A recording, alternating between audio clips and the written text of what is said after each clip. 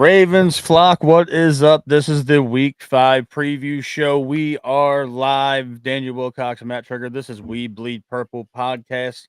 And we are going to start the show with some a little bit of sad news. One of the Ravens Super Bowl champion nose tackle, defensive lineman, great guy from the organization. Art Jones sadly passed away. Wanted to give, a shout out to his family and friends to, our thoughts and prayers are with you here on the show, as is with the rest of Ravens flock. Daniel, I know that you've had interactions with him before. If you wanted to say anything to start off. Actually, Matt, I don't think I've ever got a chance to meet Arthur ever. He came in after I retired, and he was a part of that Super Bowl team. Back in 2012, and as soon as he passed away, we found out that that he passed away. Corey Ivy reached out to me, and a couple of my other teammates reached out to me, and they was asking me that I see that Art had passed, and definitely want to send prayers out to him, his family, and it sounded like a heck of a guy. He definitely made an impact on this team, on this organization, and this franchise, and this community. I kind of feel like for some reason, like I saw a video of him wrestling and tussling with Kelly Gregg Yeah. in the locker room that somebody posted. Mm-hmm. I don't know why, but I feel like I was sitting in the locker room when that happened. I felt like I was there. So I know he wasn't playing on the team in 09, 08, 09. Was he? Pulling it up right now. I don't believe he was here that early. I don't think Uh, he was either because I don't remember him per se, but that video is so vivid in my mind. I felt like I was sitting there watching it, listening to everybody talk and everything when that was he going got on. he got here. They drafted him the year that after you retired, Okay. 2010. See? Uh, so Yeah. he was here for 4 full years. He was 39 years old. Mhm. So again, When he passed away, sending our condolences for sure. to the Jones family. That is probably one of the most athletically blessed families in the history of sports, between Art and Chandler and John Jones, who might be the pound for Mhm. pound greatest mixed martial artist to ever walk this earth. Yeah. But moving on to week 5, we have the Houston Texans coming to town. Daniel, recently we've had their number, and last Christmas we played them. We won 31-2 in Houston. They debuted their new, um, like their new color rush uniforms, and Mhm. we just put boots to ass last time. But I don't think it's gonna really happen this time around, because the situation's a lot different. Yeah, Lamar you Jackson is out. yeah. Cooper Rush is getting the start at quarterback. Journeyman and former Raven Tyler Huntley elevated for the game to be the backup. Depending on how things go, there's a chance we might Mhm. see Snoop. So there's the, there's that. And the injury report this week for the Ravens is lengthy.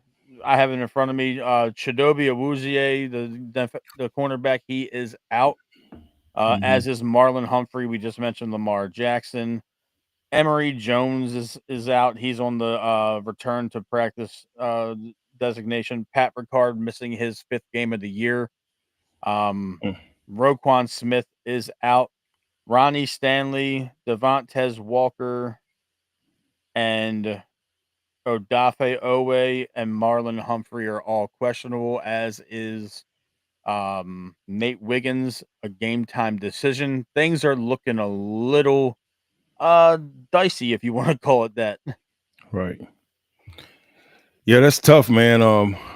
That's we got a bunch of guys out this year, and we both kind of knew this game was going to be kind of sketchy with the amount of guys that we got injured and banged up. It's great to see that Nate Wiggins is going to get back on the field because I think both of us thought he broke his arm or dislocated an elbow or something like Yes, that. that looked bad. Yeah, it did. It looked really bad. So it sounded like it was a bone bruise, which is still pretty tough, man. It was a tough injury to have, and I can understand why he went out the game with it. Bone bruises are probably one of the worst things you experience.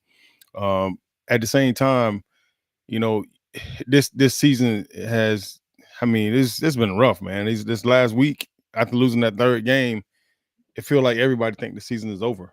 Like the season is tanked and it's done, and Harbaugh should be fired. I've been hearing all type of stuff this week, Matt. Like it's been unbelievable the type of mindsets that people are kind of going into and kind of switching into. The most interesting thing that I think I've heard is now everybody's pointing the finger at Harbaugh and the coaching staff now. So, and the crazy thing is we've been having this conversation on our podcast for like 2-3 years now, talking about coaching, right? Yes. Now everybody is resorting to coaching, now that we lost 3 games in a row. And you start to look at the history of what's been going on here. you know to me, this is 3 Super Bowls that we missed the opportunity to have underneath Harbaugh's reign, and also going into your this year would have been your fourth. Yes. So as far as I'm concerned, it's been a coaching issue for a while. It's nothing new. When we get to the big games, we get out coached. I don't think anybody has outplayed this organization. I don't know if ever. Yeah, we've lost some real games for sure. But usually it's self-inflicted wounds by the Baltimore Ravens while we lose games. And going into this Houston Texans game, like you were saying, belt to ass, which I actually thought when you said they displayed new color rush uniforms, I thought you missed the opportunity then to say, yeah, we rushed their ass with them uniforms. So they got their ass rushed, last time. But Derrick it's Henry gonna be put a hurting on them last time they played. yeah, it's gonna be interesting, man. Kind of see, because I remember C.J. Stroud was the hottest thing in the NFL, and he's kind of slowly kind of went down. It's kind of deflated, since that rookie year, and that's kind of what happens in this league. People start to game plan you, and all of a sudden stuff don't look the same way it did the year prior. So when you get these opportunities to be great, you got to take full advantage of those. And we've missed at least 3 opportunities, I think, to be great underneath these last since the last Super Bowl. I think it was 2019 year, 2019, 20, 2023, and last year. and 2024, and now 2025. So this is 4 4. opportunities. Hopefully we can salvage this season, and we don't end up sucking as shitty as everybody think we are. But let's see what Cooper Rush can do. He won some games for Dallas. He kept them in the game. Gave him opportunities to win. And we still got to figure out this defense and figure out what's going on at our own home and in our own backfield, because this shit is ridiculous. One of the things I also heard, Matt, was like, how the fuck you got Derrick Henry on your team and you don't run the ball with Derrick Henry? 8 carries last week. Like what we doing? Yeah, it's. I've heard a lot on the radio all week long, and obviously, like having a whole week to listen to local sports radio Yeah. and television. This is a for everybody watching. This is the latest we've done a preview show for any of the games so far this year, into the week with the game being tomorrow. Um, there's 2 schools of thought out here right now, Daniel, and that is there's some fans that are saying the season is salvageable. They think that this, we can get through this next 2 weeks of, going 2-4, Mm-hmm. and then hitting the bye week and getting everybody back healthy. And then there is the pocket of fans that want us to lose and go 1-5. They want to see heads roll, and then they Yeah. eventually they want this to be the demise of Harbaugh. Yeah. And there's a real chance, barring how the rest of the season goes, you might see Mhm. that we might be watching the end of Harbaugh's era in real time and documenting it every single week. And it's crazy to say because I never thought Harbaugh was gonna get fired. I thought they were just gonna kind of move him into the front office and then find an heir apparent to Yeah. him. I didn't think that Eric is ever going to physically fire Harbaugh. That had to come from Yeah. Bisciotti. That's just outside looking in. Obviously, we don't have a whole lot of insight into it. Yeah. Because Bisciotti fired Billick a year into his contract extension. He did. I remember Billick like literally bragging to the team, like, I'm not going nowhere. I just signed that money. Like, I'm gonna be here. So you can get off your asses, guys, and do what you gotta do. You can complain about me all you want, but I'm not going nowhere. Figure this shit out. And next year he was gone. I was like, damn, this shit cutthroat as hell. Cutthroat, and that was Bisciotti's first big thing. That was Yeah. his first big move as the Ravens owner, was to bring, and then boldly he went and got a special teams coordinator. Yeah.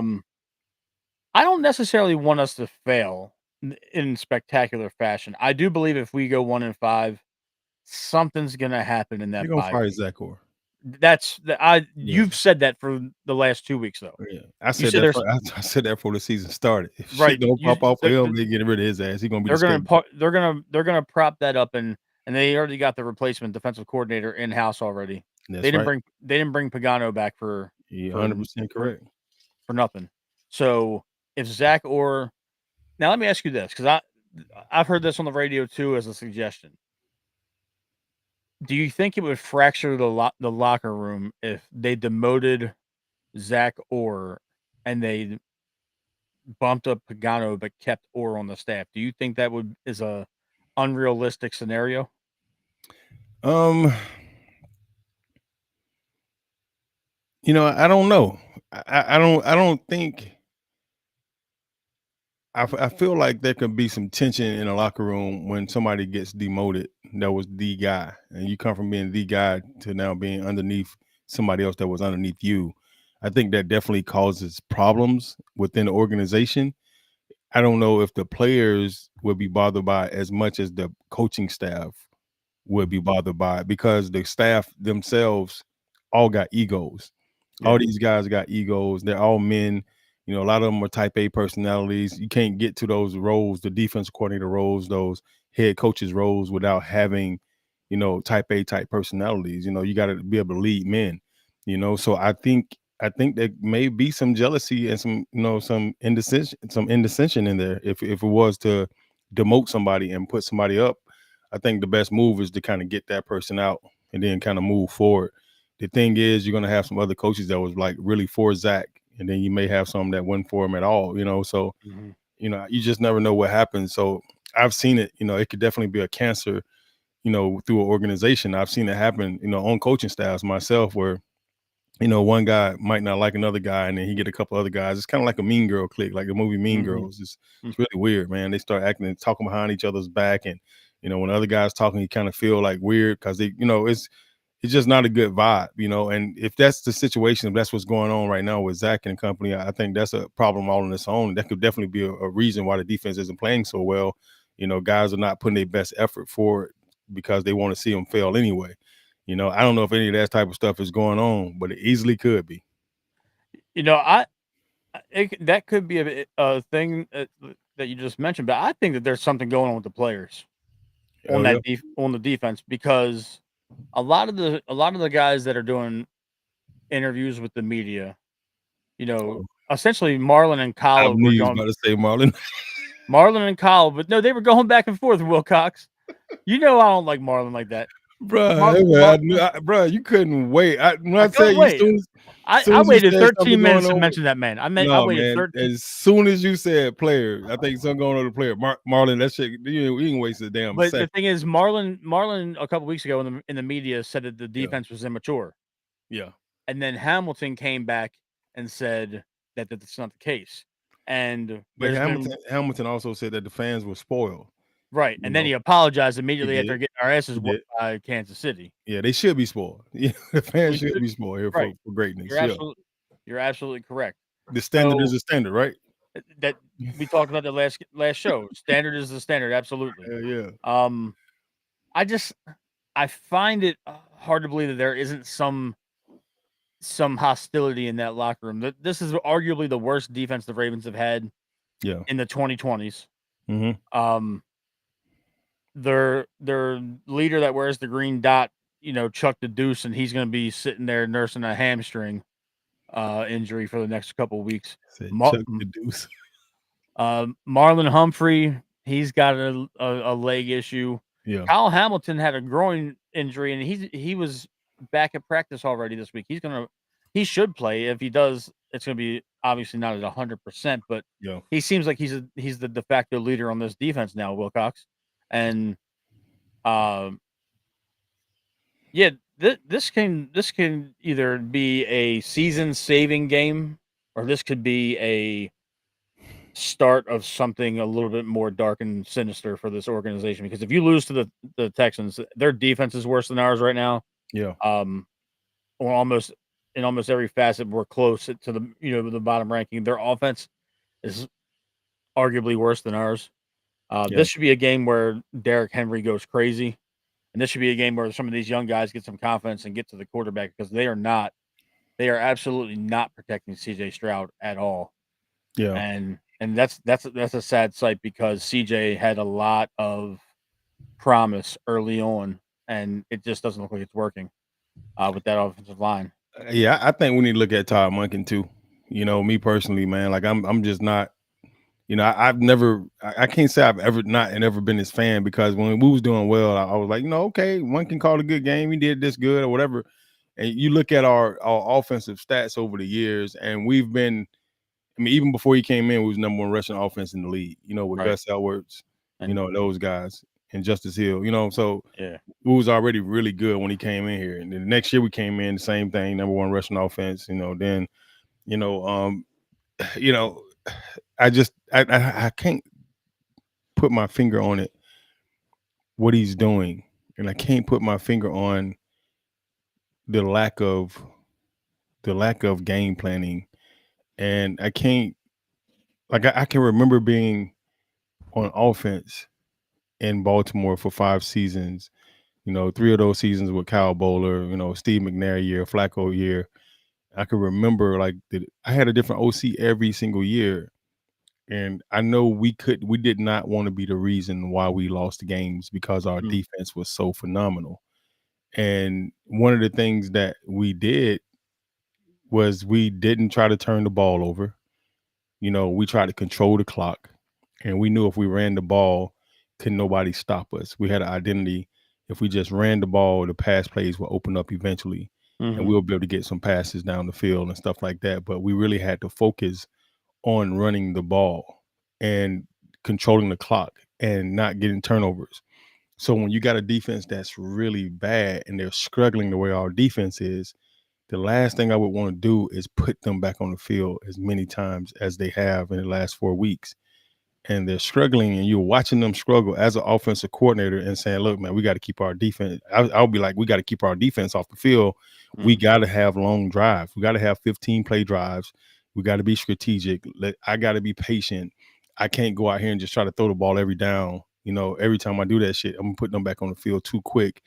I got a fucking powerhouse running back like Derrick Henry. I got Justice Hill. We haven't had Pat Ricard all year. We haven't had Isaiah Likely, but we've had Mark Andrews and Kolar and the other kid who's did a phenomenal job too. 84, the other tight end. Mitchell Penn, yeah. He's had a heck of a year too. Blocking. He had some big blocks for Henry on some big runs, and the offensive line is struggling.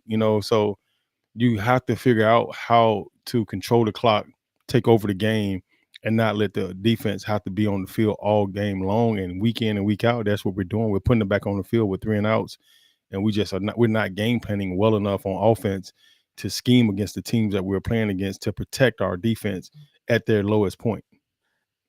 I want to ask you a question about that. Yeah. You mentioned Pat Ricard. Now, Yeah, you essentially played the position that Ricard plays now. correct. Obviously, different size, stature, and all that, but you did that for the Ravens for a long time. Hmm. You were always the move back. You were blocking as a fullback. You were out as inline tight end slot. You did pretty much everything. Yeah. Do you think the lack of Ricard's presence is kind of exposing the offensive line because he was such a big help in the blocking game that he could kind of make up for? mm, I get with how many traps and pulls that the offensive linemen do that he was kind of there for cleanup Yeah. to where do you think it's being exposed now that Ricard's not there? I think it's a part of it. You got to look at how many plays that he probably averaged a game. He didn't average that many plays, so I think it ain't that huge of a wow factor or a problem. Mhm. But what I do know is that when I was there, Pat Ricard was about 305. He was about 6'3", 305. He played both ways at the time. People Right. that don't know Pat Ricard may not know that he was a defensive lineman and a fullback for the Ravens. So he's an H back slash D lineman for the Ravens, and he played both ways when I was there in the scouting department that year. And I told him he was going to have a Pro Bowl year that year. He did have a Pro Bowl year that year on offense, and Mhm. ended up going to the Pro Bowl. Got his first Pro Bowl year. um, Pat to me is somebody that you seriously have to account for because at 305, he's an offensive lineman body type.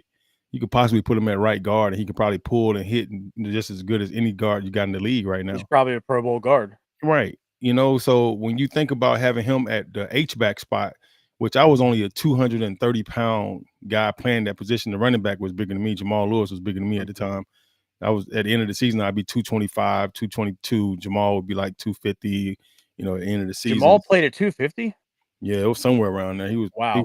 he looked way bigger than me. I know that much. Like I was like, bro, I would look in the backfield sometime like, bro, you should be blocking for me. You know what I'm saying? Like, I don't know what I'm doing right now. I just tried Oh, to get in the way enough so he could just run past me. So, but look, having Pat Ricard back there at that fullback spot to be able to be your shift motion move guy, I think he causes problems for defense, like especially in short yardage situations and goal line situations and stuff like that. And then he could catch the ball. He's athletic enough to catch the ball and run with it too. yeah. So I love the fact that he's a part of our offense, and not having him there definitely does, lessen the mismatch factor of our offense. But we've had really good games this year. The first 2-3 games, we led the damn league in scoring.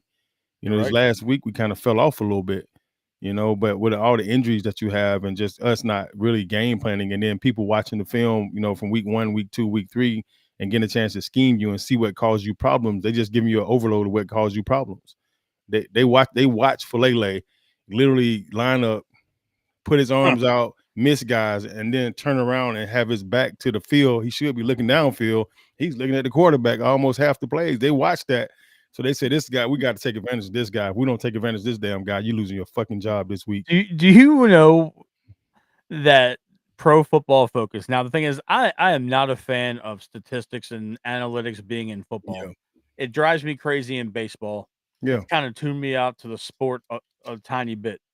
But Pro Football Focus does nothing but numerical grading for these guys. Correct. And Daniel Falele grades out as the best pass blocking offensive lineman the Ravens have. You know why? You know why? He's not touching anybody. Yeah, if you don't touch anybody, they say, oh, he did a great job. He didn't miss a block because he didn't touch anybody. Ronnie Stanley's graded out as the worst Ravens offensive lineman this year. Because he's putting hands on guys every single play. But he's getting beat. He's getting beat 15% of his snaps. Yeah, because if you see him touch the guy and actually block the guy, but not be in position, then they could really truly grade that. But when Flaley just sits there and just whiffs almost every play, they don't know who he was supposed to block. So they don't even understand that he's actually missing blocks every play and not touching anybody. It is so. They brought that up. I'm like, there's no way this can't be true, but it was, and it's just like we have eyes and we watch, and That's ridiculous. that guy's not good at all. He's the worst starting offensive lineman I think I've ever seen in the NFL. It's not like I study offensive linemen, for a living. If I watch games and really watch tape or teach tape, I'm sure I would be able to grade him out. He would definitely not grade out what he's grading out at right now. People are literally running around him and running circles around him, and he's out there trying to figure out where to go. He don't know who to help, who to block, who to come with, who to trade block with, who to quad block with. He don't know what he's doing. He's just ace block. He's all over the place, and I think. He's probably the worst thing I've ever seen in the Ravens jersey as far as on the line. We should have paid Zeitler again. We should have. I agree. We should have paid Zeitler. I don't care how old he is. Yeah. But it seems like right guard for the longest time in Baltimore was it was entrenched with somebody that was really good, and it was either Marshall Yonda or Kevin Zeitler, and we had that for over a decade. If you add up Marshall's years and then Zeitler right after him, we had 12, 13 years of stellar right guard play. And now, like, I remember the offensive lineman that you played with. I mean, you played with J.O., you played with Ben Grubbs, you played with Yonda. You played with a lot of good offensive linemen. My dog Zeus. Yeah, big, Zeus Senior. That was probably one of the nastiest dudes I've ever seen on a football field in my life. That man was legitimately like a frightening individual, but I'm sure he was, I'm sure he gave the defense hell at practice. I think he gave everybody hell. Like when people had to see us with J.O. on one side and Zeus on the other side, it was a problem, bro. It was a legit problem. Like it was like you pick your poison. Zeus was gonna maul you in the run game, and J.O. was just gonna kill you in everything. He was always gonna be in position. He was a technique specialist. He never missed a set, a pass set. His hands are going to be perfect in the perfect placement almost every single time. You can almost guarantee yourself you weren't going to see the sack or sniff the quarterback on J.O.'s side, week in and week out. And on Zeus' side, Zeus will make some mistakes from time to time, Mm-hmm. but as far as being physical, as far as being strong, as far as being dominant, if he got his hands on you, it's over. He was a man of man. Like he was a massive individual. We had two of the biggest tackles I think I've ever seen in my life at the time. And that reminds me of a video. I think I sent it to you either on Instagram or on our text message stream, where Joey Porter talks about going against John Ogden for the first time. Mm-hmm. And he said, he was like, "Oh, this dude's big. He's not gonna be able to move his feet." He said, "Oh, I'm a, take the wide 9 stance and take him up the HOV lane." And he said Ogden folded him and then jumped on him, and he did one of these right after he got up off the ground. Come get me. Come get me. So Boy, I tapped hate out. Joey Porter with a passion. So Yeah. it I used couldn't to happen hate to him. Porter too. I mean, I don't know how y'all didn't want to like choke these dudes in the middle of the game, but that's just me. You know, I it's interesting watching, doing this show, Daniel, because like you said it a lot this year, like that you're trying to be a fan now and watch it as a fan. But is it hard to turn the football brain off when you watch this team that, especially the team that you played for, Yeah. and you got to cover them, in a non-biased way? Yeah. I don't think I'm trying to be a fan. I think it's just slowly happening, Matt. Like it's so Mm. weird. It's such a weird feeling. It's like, I find myself being angry and I'm not even playing no more. It's like, what am I mad about? Like I can understand like why the fans are upset, why they get pissed out. You pissed off, you feel let down, you feel betrayed sometimes. Your favorite player ain't doing what he's supposed to do. And then like, take this for instance, man, like the Marlon Humphrey situation, you know. I know that's your favorite player right now, Matt. So Fuck him. Marlon, I've seen some guys that are fans like cursing Marlon out after the game. Stay the fuck off that podcast, Marlon. And I'm One of like, them was my homeboy that he I'm went like, viral. Trippy, he went mhm. viral for it. The That's black guy. Yeah.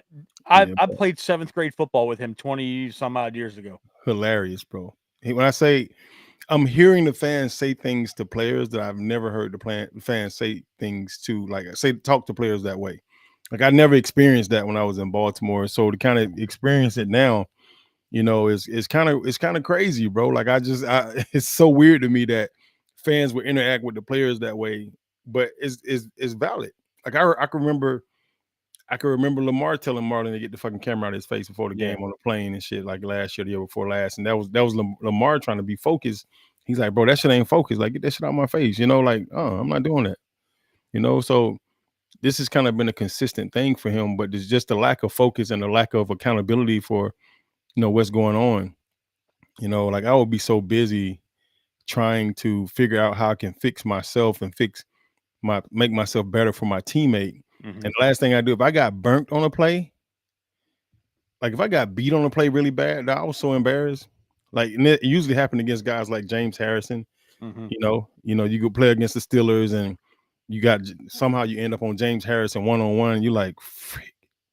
And this dude, he out there forklifting 360-pound guys. Here I am at 230, got to block him one-on-one by myself. And it's like, bro, like, what did y'all expect? So it was You're I sitting would in the room, like, the yeah, the the film room, like, "What am I supposed to do?"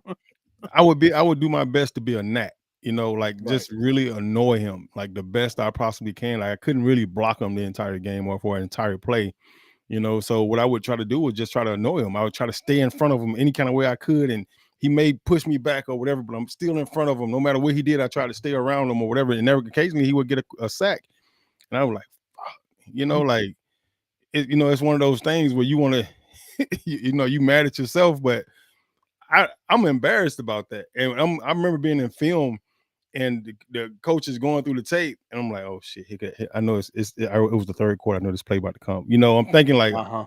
I'm like putting my head down, like I don't even want my teammates to look at me, bro, because I'm so embarrassed. I gave up a sack, and I'm looking at Marlon give up like play after play after play, and he goes home and do a podcast, and it's like what? Like, what the fuck, bro? Like what? Like I would be so embarrassed when we lose. I don't want to be seen. I wouldn't do my podcast on games that we lose. I only do them on games that we win. It's a problem for me. You know, I wanted to ask you about part of what you were talking about. Like, okay, we brought up Trippy with him standing out. Do you find it a little bit obsessive that some fans stand Mm. outside hours after the game is over to watch y'all leave? Like No, what in your heart is telling you to stay until 7 o'clock after a 1 o'clock game? The that's game the ends at beauty of it. 4:30, That's the and then beauty of the and whole you thing, got man. 2.5 extra hours to stand around to yell at Monk, to yell Yeah, at Marlon, to yell at hmm Lamar. Like, yeah. go home, bro. We can be mad on your Matt, couch. Matt, that's the beauty of being a fan, bro. Like I'm telling you right now, it's like it was so hard for us as players not to play, right? Like we put so much pressure on ourselves, and especially like the really good guys, the guys that really understand like where you came from. Like if you came from a poor situation and you never like I never been to an NFL game as a kid. The first time I ever went to an NFL game, I was wearing a Jets jersey. So that was the first time I ever been to an NFL game. We couldn't afford it, as a Mhm. kid. So when you think about the people that work their ass off to pay for those tickets, and then you play like shit, and you don't play, or you decide you don't want to play because you broke a toenail, or whatever it may be. Like you do everything you can as a player, bro, to be on the field. Like you feel so much pressure within yourself and guilt within yourself if you're not really hurt. Right. If you can play, your ass is gonna play. We played through everything.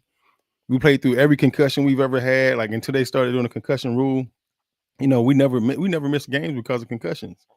None of you missing 2-3 weeks because of concussions. If we got a concussion in the game, we went right back in the next play if we could. We seeing 3 guys at one time and we still in the game. So it was a different era when I came out, but I understand like how fans feel. They worked hard to come see you play. They worked hard to come see a great game plan. They worked hard to see a great scheme. They work hard to see a Derrick Henry play. Some of these people are like, oh my God, I just got a chance to see Derrick Henry play one game. And that's so amazing. And you don't know what fan that is, Mhm. but you don't want to let that fan down. And as a coaching staff, we gotta do better too, because it's people that's paying. They only coming to see Derrick Henry do what he does, the magicalness. But going live and then yelling at Yeah. them and putting them on the like, Yeah, I mean, I sometimes get they it, need that bro. shit. Sometimes some of these guys need that shit. I hate it too, Matt, but I'm telling you, but some of these guys need it. It's You know, invasive. I mean, it I is invasive. because like to me, It's if I'm the if I'm close the to if I'm process. if I'm Bishotti, I'm Hmm. telling these guys get on the bus and we'll go drop you off back in Owings Mills because you can't bombard the bus. Yeah, You know, like the fact that you let these players walk to the fact that fans know where the players park is ridiculous to me. I've been and I've been doing this show with you for 2 seasons now, Wilcox, yeah. and I've been on this show pissed off at some players, How could mainly you not know where players park though? I mean, it's only one lot in there that they pull in, and every car coming there look like a freaking car show. but the thing is, You can't hide it. I don't need to know where y'all are parking, and I don't need to know when y'all are coming out of there because at the end of the day, I Hmm. can be pissed off all I want, Yeah, I have this as a therapeutic way to bitch because I don't like some of these whores I right don't, now. but I don't But remember what's going on right now. I don't remember that. I came out the game and it was always autographs. Hey, Wilcox, can I get your autograph? Oh my God, it's Daniel Wilk. You know what I'm saying? Like that's what I remember. I don't remember angry fans cursing Martin, you fucking suck. I don't remember stuff like that, it's bro. so crazy, and they go viral off of it. I don't remember that, bro.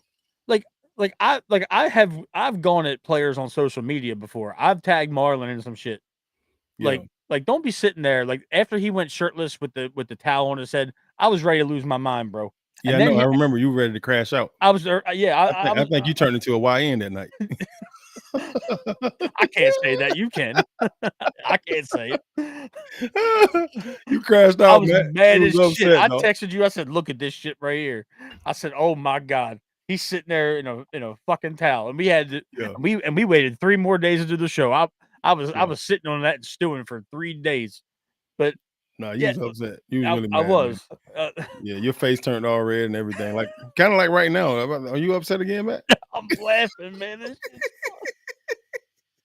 Oh my oh god. man, because the thing Yeah. is, you got me right.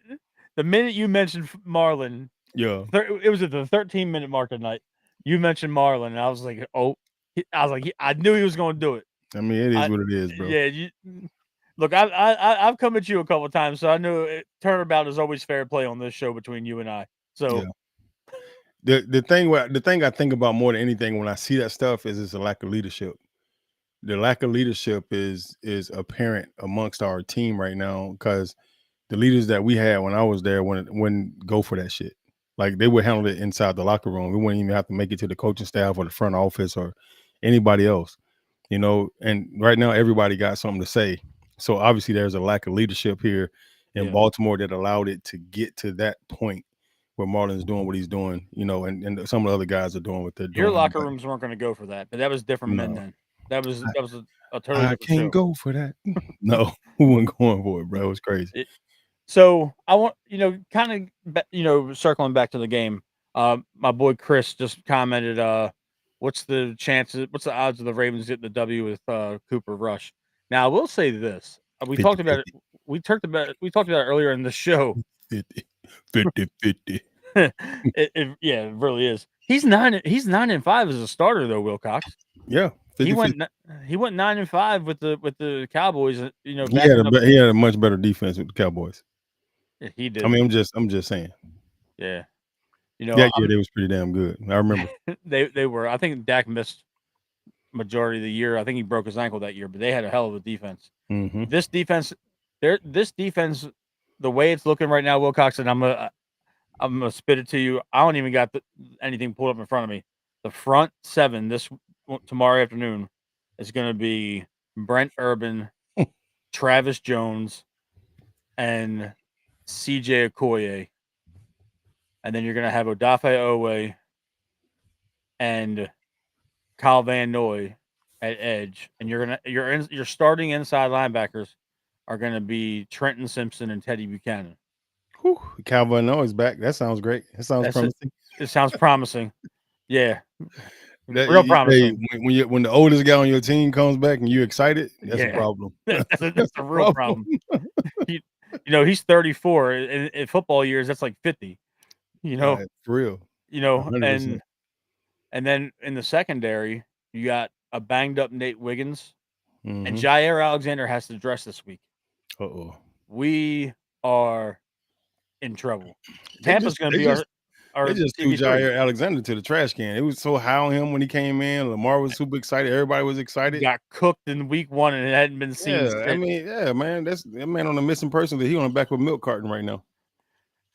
Wilcox, speaking of the dude that cussed Marlon out, This him right here, Trippy. it's Trippy. Yeah, Trippy Yeah, cussed Trip, his what ass. up, boy? Hey, he, hey, he, man. he cussed his ass out after that game. Hey, Trippy. We just finished talking about a couple of scenarios where you was going off on Marlon after the game, bro. And I'm not even mad at you. It's TJ Temple time. I like Temple too. I'm not mad at seeing TJ out there either. I want to see what that Yeah, kid could do. but if Hamilton's at 50%, Yeah. uh, you know, he's talking about Jair right here. He shouldn't even been on the field week 1. I agree. I mean, he was still just getting to learn the defense, man, and they were trying to get an understanding of who he was as a player. And I Yeah, think it was a level of excitement about him coming in and him being a veteran guy. So they put him in because of that. And he did make some plays in preseason that made you feel like he was the guy. Like, don't get it twisted now. you're right. He made some plays in preseason. And we're like, okay, all right, then shit, that's what we need, baby. Everybody was crunk about it. So then week 1 come around. Hell, we put up 40 points, and now all of a sudden we losing by 1 point, man. Everybody, what the fuck going on? You know what I'm saying? Like, I can't even say it like Baltimore and say it. Like, what the fuck going on, shawty? It's crazy, dog. It's crazy. Yeah. Yep, after game 1.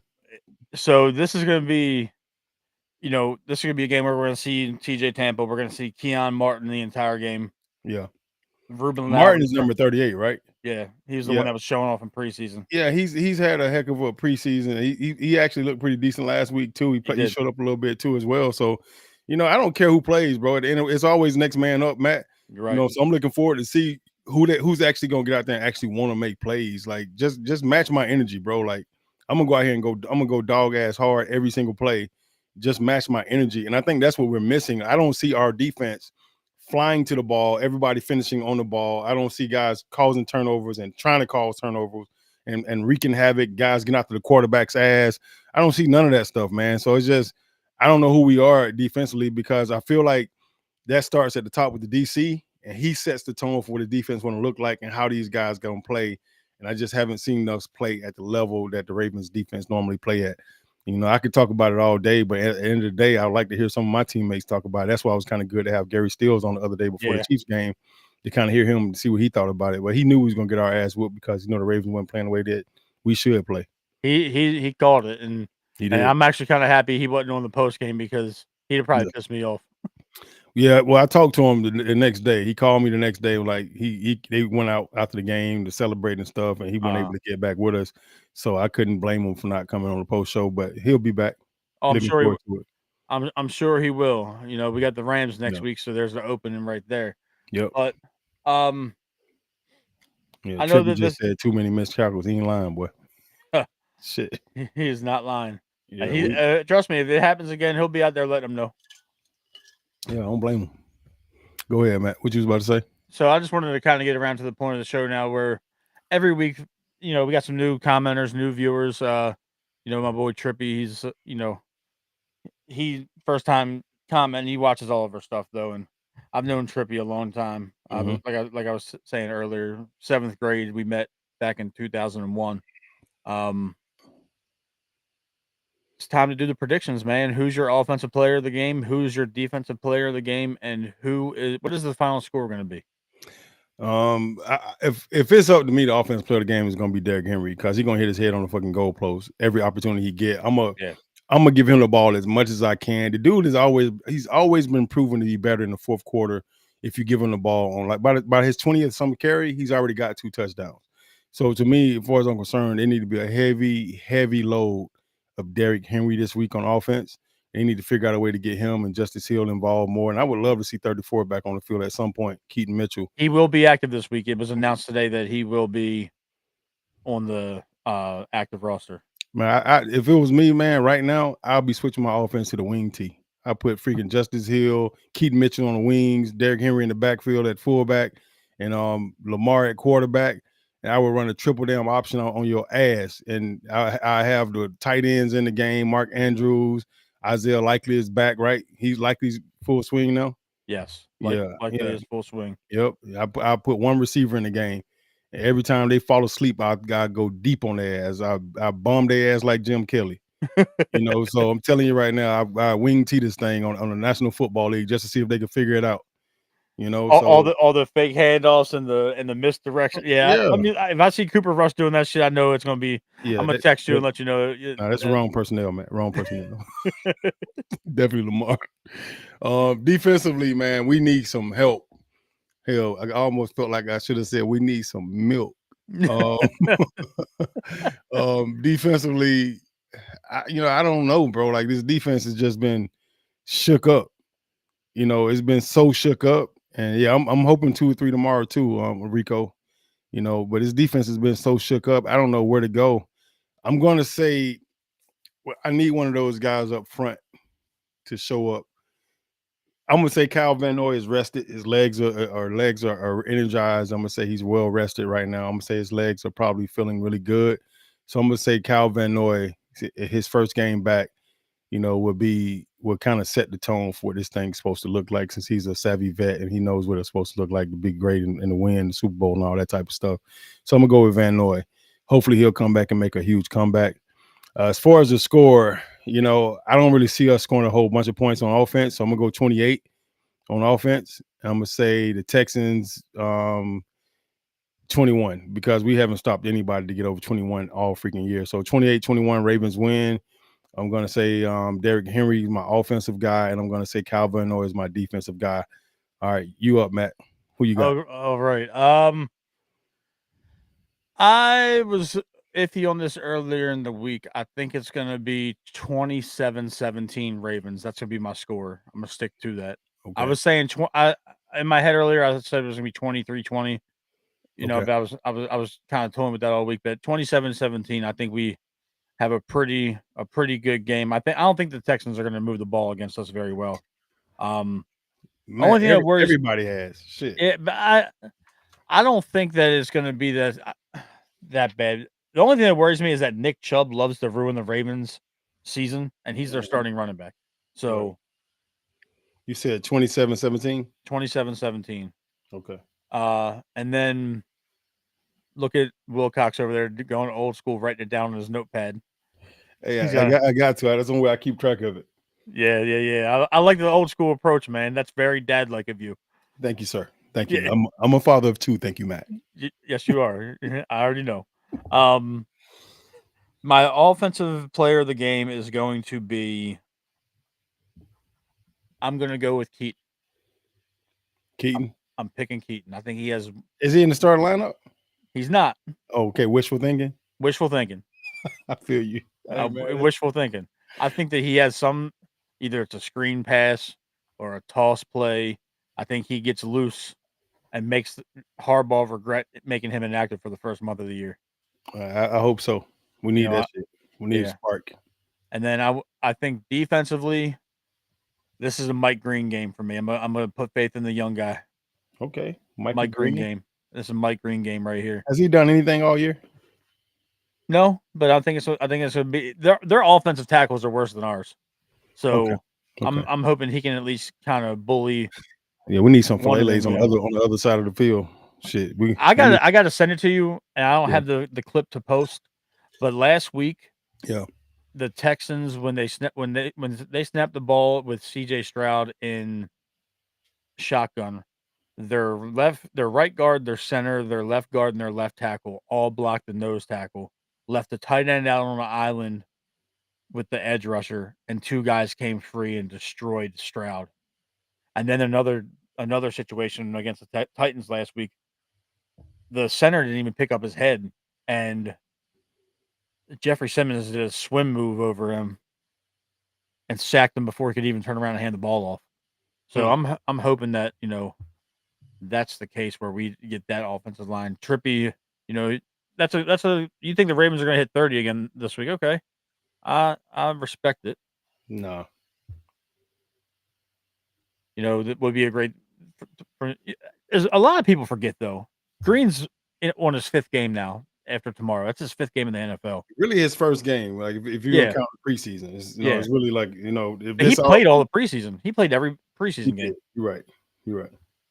And Using the Ravens with Cooper Rush at the helm against the Texans. Rico, stop, bro. Madden in real life. Let me tell you something. See, you're gonna laugh at me though.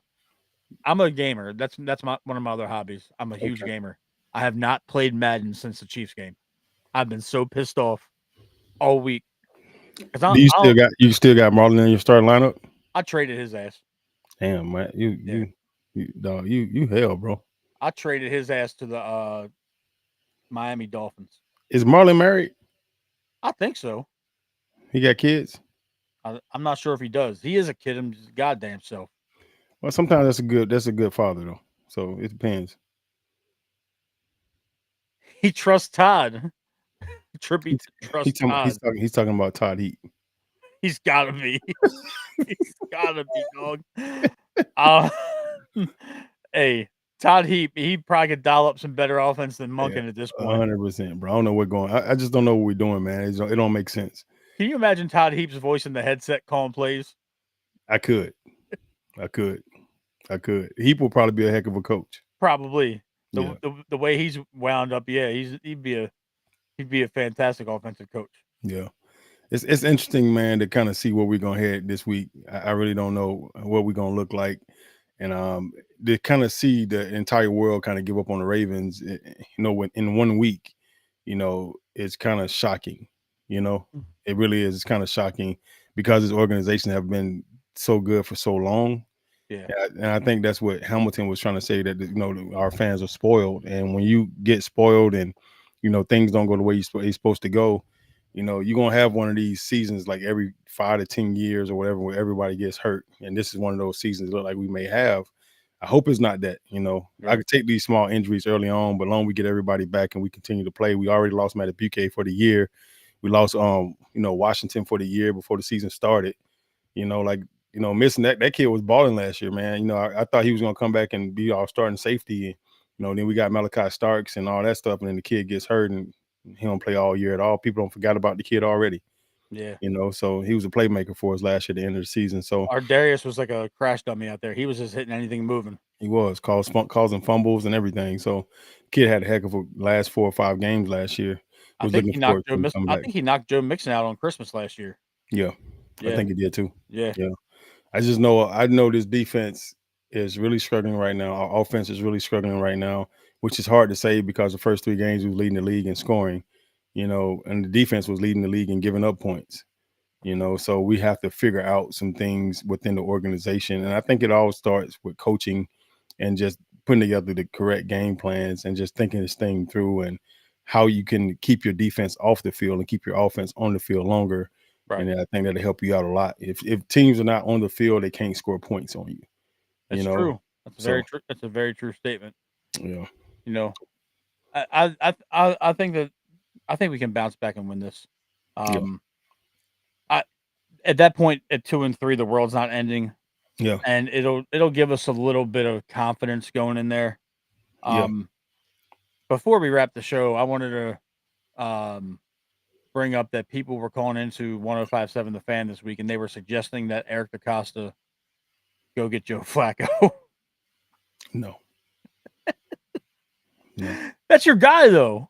That's Joe. Yeah, Flacco is my guy, but he's not the guy to come back to this organization to play for the Ravens. No. If he comes back here, he needs to retire as soon as he gets here and get his jersey. You That know, makes sense. yeah, Number he five's need to. available now. Yeah, he need to retire a Raven. That's it. That Yeah. that's definitely going to happen. But he might play till he's 45, knowing him. No, I think this is it for Flacco. I don't think he wants to be around them 8 kids he's got. I think this is it for Flacco. I think this year is done. I think by him losing his job to Dylan Gabriel this week, Mm-hmm. I think he'll shut it down. Like I think it gets to a point. Your kids are going to school. If you play like ass, the way he been playing, Yeah. and the kids are telling your kids that you suck. You know what I mean? Like Mm-hmm. I seen it was a clip on social media this week too, where a young lady was taking up for Flacco because Flacco's kids was going in on him like, "No, my dad sucked. He's Yeah. no good." And they was like, the lady was like, I wish I would hear that. I It would, was Rita. It was Rita from yeah, the Rita and Glenn show yeah, on Press Box. That was my girl Rita Hubbard. Yeah. yeah. So she was Yeah. going off talking about she would whoop his kids too. Like, I don't blame her because Flacco is everything, bro. Like I'm proud of him. I'm proud of the career that he's had. But I think as superheroes, we look at ourselves sometimes as being superheroes, and the way he played this year wasn't very superhero-ish. Yeah. So I think Fair. you get to a point in your mind, like you got it mentally in your brain, but you just don't have it physically anymore in your body. And I think that's where he's at right now. And I think he got to have that come to Jesus meeting. Hey man, it's time to let You it talked go. about that a lot on the show, and Yeah, then last year as well. You talked about that a lot. That moment where your body can't get you where your mind needs to be. yeah. And your mind is telling you still got it, but then all of a sudden you try to put that foot in the ground and your knee give out and then something ain't right. Your kids are looking at you, the kids' friends at school talking shit about you, to the Trippy your talks shit kids. to Joe's son after the game. You talk shit to who? Let me post it again. Yeah, I told his son that after the game. That man leaned on Joe Flacco's son after the game. that's crazy. I'm not mad at him. Diabolical shit. Yeah, it's some diabolical shit, but I'm telling you, bro, like I think he's at that point where he's gonna hang it up. If we bring him back here, we need to bring him back here to retire, not to play. I got you. I think Yeah, I think I think Lamar's gonna be back after the bye week, so it might just be 2 games without Lamar this year. yeah. Um, Hamstrings are tricky, so pray for the best. JD has the classic I know that's right. Michael Jordan line. Okay, f them kids. He said it was Yeah, friendly. He leaned on him. If he had to say, "Oh, it was friendly." yeah. Nah, I mean, it is what it is, bro. Sometimes the kids could get it too. That's true. But Yeah, that'll do it for the show. We will be back for the Ravens Texans post game tomorrow night yeah. at some Hopefully with point. a win. Hopefully with a win, guys. Hopefully with a 2-3 win, build up some confidence because Hold on, Matt. Hold on. Let me not say hopefully with a win. With the with win, guys. with a Yeah, win, we'll we be bleed doing. purple. Yes, absolutely. You know what I mean? Wilcox, let them know where they can find you on social media. You can find me at Coach Wilcox on X and at Daniel.Wilcox on IG. Just so you know, I'm never really on there. So if I don't hit you back right away, I will get to you. But when I do get on, so I appreciate the follow, the like. Please like and follow and subscribe for our YouTube channel, the We Bleed Purple podcast. We look forward to continuing this podcast, man. It's been fun. I enjoy doing it with Matt week in and week out. Looking for the Absolutely. post game show. I'm ready, excited about it. So you can find me on mtrigwbp on X, on Instagram mtrig89, on Facebook. Just type in my name. That's where most of you guys interact with me and follow me along. Thank you to everybody watching the show tonight. Like Daniel said, we appreciate you guys. We Bleed Purple podcast. Like, subscribe, and put your notifications on for the YouTube show. Let's get that following a little bit up Mm-hmm. there. Matt, Not to humble brag, but we've had 50 new subscribers in the last 3 weeks. So yeah, we'll take that. Keep climbing, yeah, Matt. One thing we do got to do, because I really love the comments that we're getting from the fans. When we get legit questions, though, we yeah, need to be able to write down those questions. And if we don't answer them this show, we need to be able to answer them the following show. Start the show with, all right, we got 5 questions that we're going to answer from last week, and then we're going to jump into those 5 or something. You know what I mean? Like, I just feel like yeah, if our subscribers are starting to tune in and they're going to, comments are one thing, because everybody got a comment. It should be funny as hell. So I appreciate the comments, but yeah. if they ask us questions, then I definitely want to be able to answer some of those questions within the segment. Absolutely. So you can send us questions. You can leave comments on the YouTube channel. I check the comments twice a day. If you're looking at it on X, leave them under there on a tweet. If you're Yep. on Facebook, shoot me a message and I'll send them to Daniel in notes. Or you can email us at webleedpurple83@gmail.com. That's our official email for the show. But that'll do it, folks. This is an important game, and we will come out with a win. We will see y'all tomorrow night. Let's do it. Bird Gang out.